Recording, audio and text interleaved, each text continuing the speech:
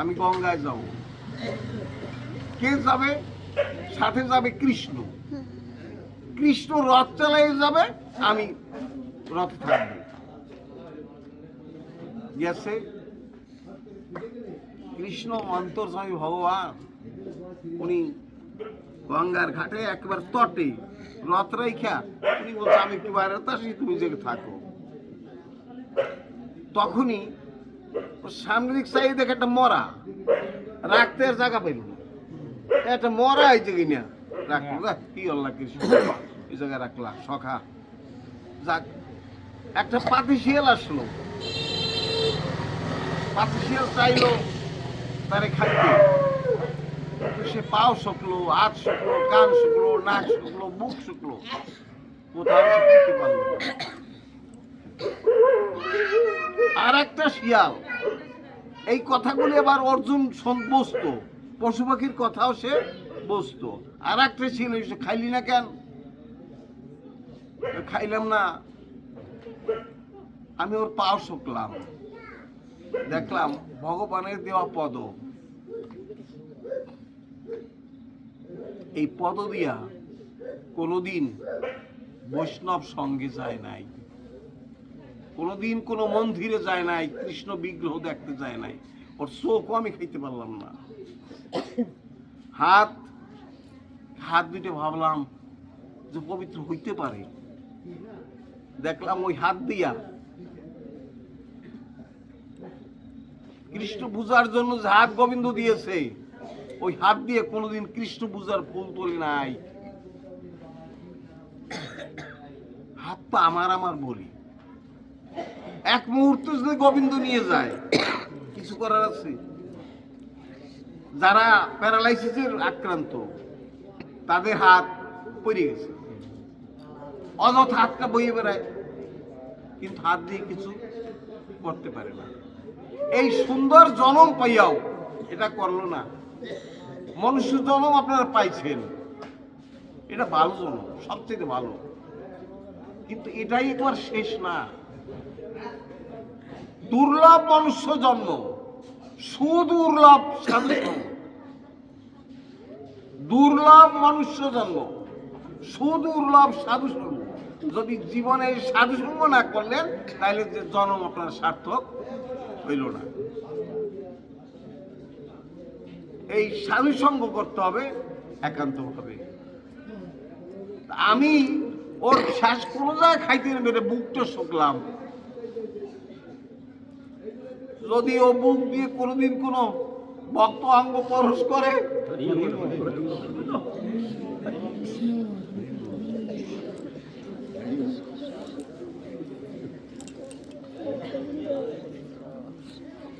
কৃষ্ণ ভক্তের সঙ্গ যদি করে, তাইলে ওর বুকটা খাওয়া যাবে।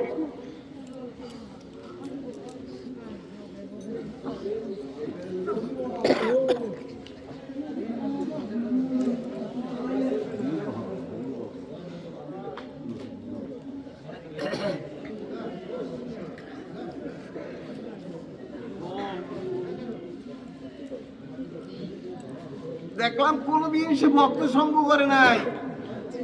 আমি তো কিছু কোনো জায়গায় খাইতে পারলাম না, এই চলছে। সেই জন্য এই কথাগুলি শুনছে অর্জুন, শুনছে। আর এই মূর্খ হলো অর্জুন, শিয়ালে কইতেছে মূর্খ হলো অর্জুন। যার রথের সারথি শ্রীকৃষ্ণ, যার পায়ে গঙ্গার জন্ম, সেই শ্রীকৃষ্ণের ধুইয়া সে গঙ্গা স্নানে আসছে পাপ বিমোচনের জন্য।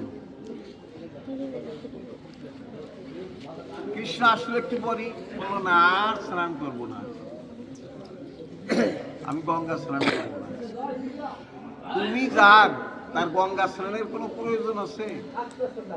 বলছে না, আমার উপর একজন আছে। তোমার উপর কিনা আছে? আছে বৈষ্ণব। বৈষ্ণব আমার মাতা পিতা, বৈষ্ণব আমার গুরু। কৃষ্ণ নিজেও বৈষ্ণব আমার মাতা পিতা, বৈষ্ণব আমার গুরু, আমার উপরে সে।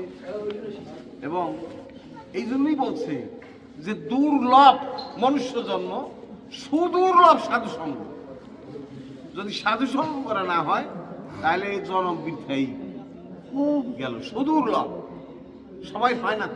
কত মানুষ পুলিন্দ, মেলেচ্ছ, মুসলমান, খ্রিস্টান, সব তারা তো সাধু সঙ্গ করার সময় সুযোগ পায় না। একটা মাত্র আপনারা সাধু সঙ্গ করার সুযোগ পাইছেন। সুদুর্লভ, কথাটা মনে রাখেন যে সুদুর্লভ সাধু সঙ্গ। এই সাধু সঙ্গ আপনারা করবেন।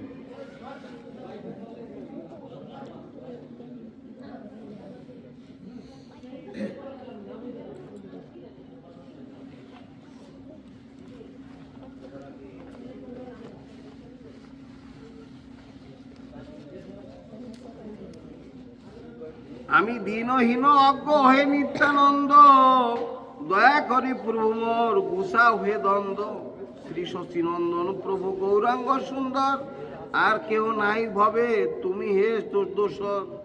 চাপাল গোপাল নামে বিপ্ল দুরাচার, মহাপুরাধী নিন্দা করিত তোমার।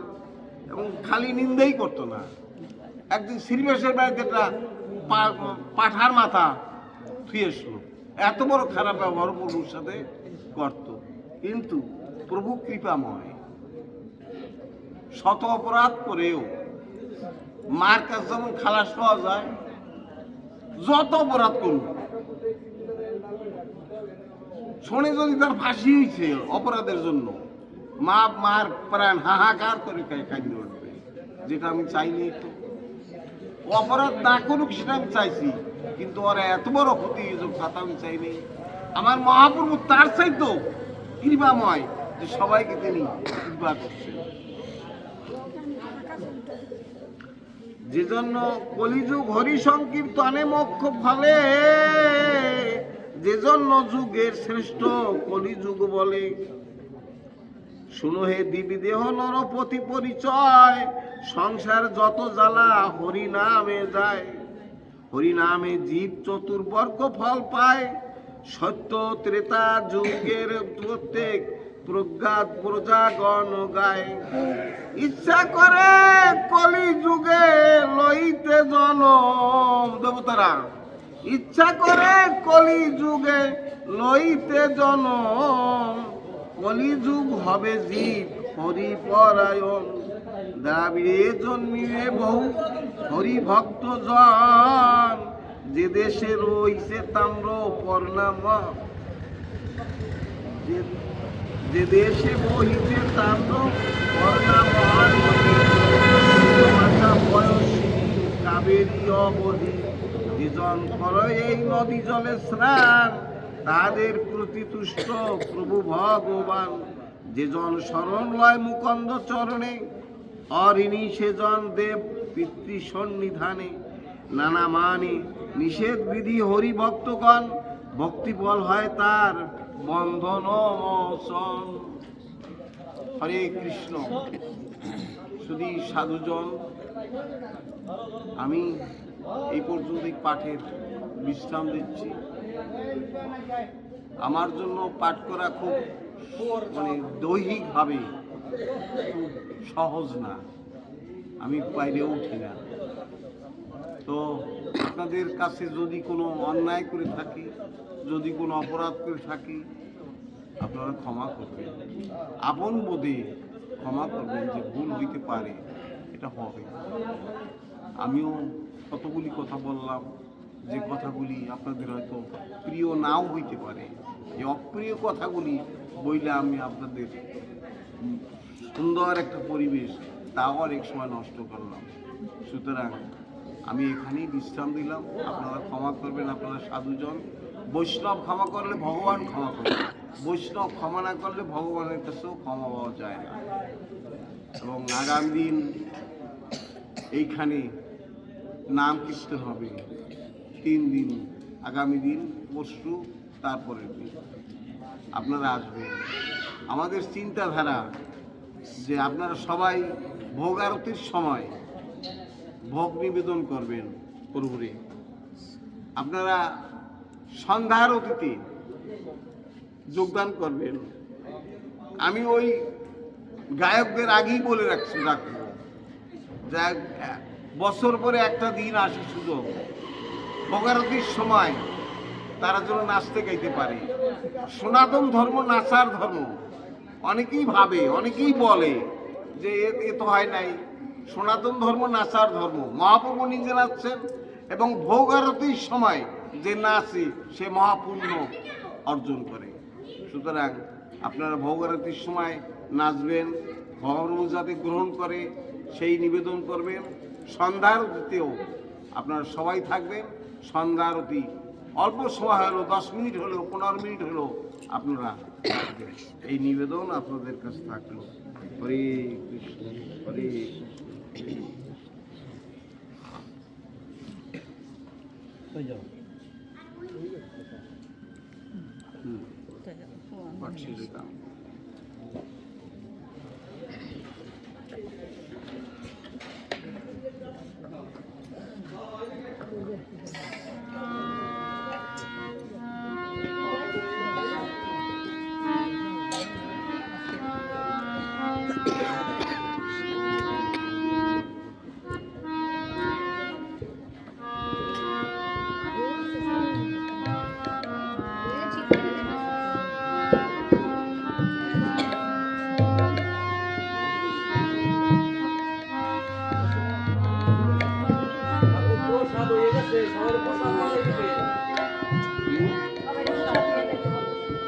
সবাই প্রসাদ নিয়ে যাবেন। প্রসাদ হয়ে গেছে? আচ্ছা।